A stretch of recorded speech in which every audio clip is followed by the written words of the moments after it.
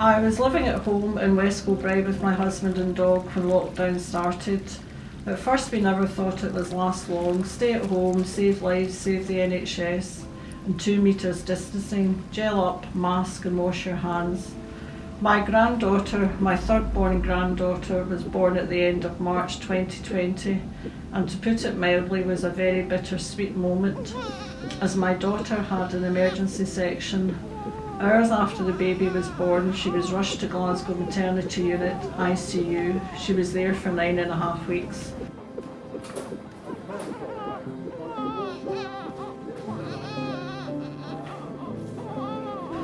My poor daughter couldn't go with her. She needed to be discharged, but her partner followed the ambulance later.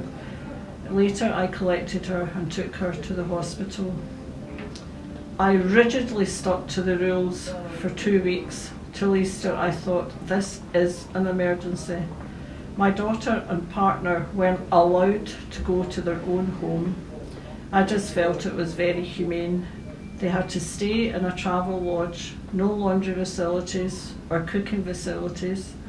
They were only allowed to see the baby one at a time due to COVID and wear a mask.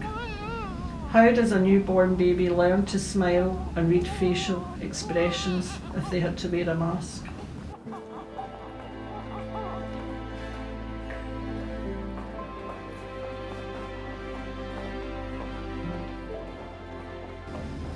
Thankfully, after 9.5 weeks, my lovely wee granddaughter was discharged, but I wasn't allowed to see her properly for ages due to COVID.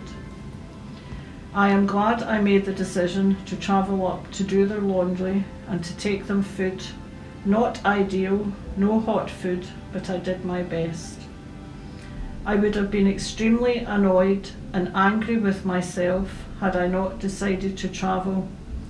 It was an extremely difficult, harrowing time for my daughter and her partner. Social isolation without family support, not allowed, I put that in inverted commas, to touch or hug when it was 100% needed. Thankfully, my daughter and partner outwardly stayed calm and chilled as much as they could, but still waters run deep.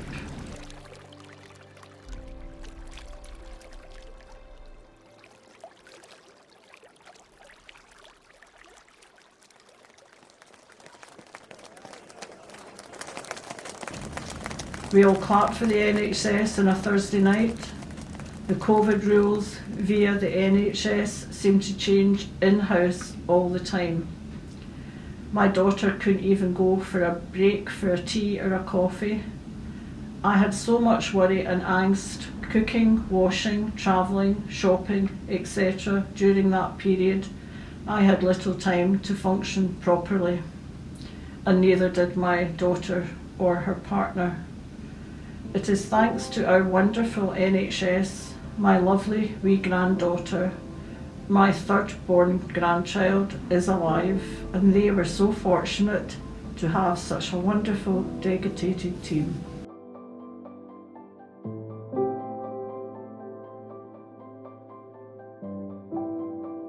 My first granddaughter was born to my eldest daughter almost 9 years ago, but died at 4 weeks 2 days of late onset meningitis. I could write a whole book on that trauma subject, so I really wanted to save the NHS. My eldest daughter has a beautiful wee boy now, almost 5 years old. I think humour is a good way of coping with things, and although it is extremely sad how it affected my grandson, social isolation for a 2-year-old, again, I felt was inhumane. No friends, no play parts, no soft play.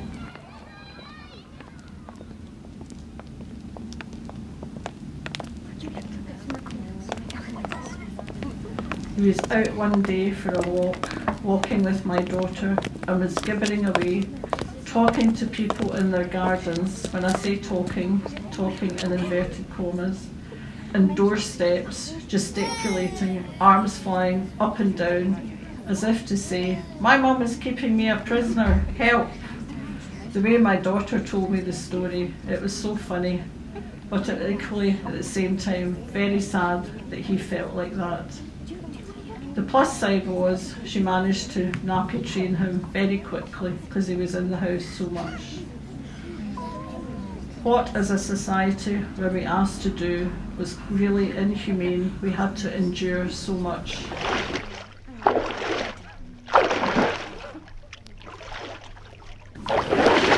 Before the pandemic, I swam at the hydro 3 times a week.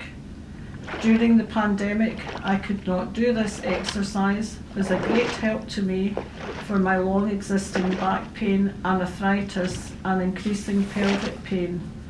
I did my duty and I tried to save the NHS. I didn't see a doctor, I walked my dog, made beads of courage for Glasgow Children's Charity, sewed, knitted, read any book I could find and really missed the library. I missed the social family interaction, but when out dog walking, could socially distance and chat. One of my fellow dog walkers died. He had dementia, but his wife was asked if okay to put on his death certificate COVID as well, and dementia as a secondary. My gut instinct is to say a lot of deaths were registered as COVID-19, like that case. His wife wasn't happy about it. Was it really dementia, or was this just to justify the actions which were taken by the government? I know of a few people who died of COVID-19, acquaintances, etc. But in April 2020, my female cousin, then 66, died very quickly of it. Very sad.